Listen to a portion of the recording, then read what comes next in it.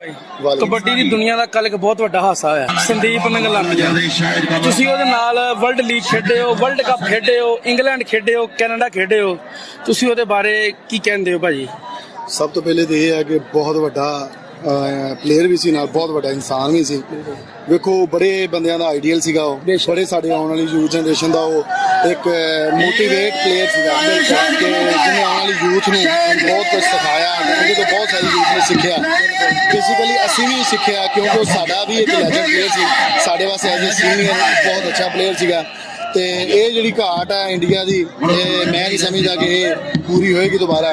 ना संदीप मामा रोज रोज जमदियां ने ते ना संदीप वर्गे प्लेयर, क्योंकि पूरा सूई दे नक्के ते खड़ा प्लेयर सी वो, ते इस टाइम पूरी ओहदी चढ़ाई सी। ते बाकी देखो जी रब उन्हें चढ़दी कला च रखिया सी, ओहदा एक बड़ा अच्छा निजाम सी। साडी दुआ है, कल ये बड़ी घाट है वड्डी, एक कबड्डी का बहुत बड़ा सानिया कल कहान है जिंदी वजह तो सारा ही हर दिल जेड़ा भी ग्राउंड दे विच है, जेड़ा भी ग्राउंड तो बाहर है, वो दिल परेशान है।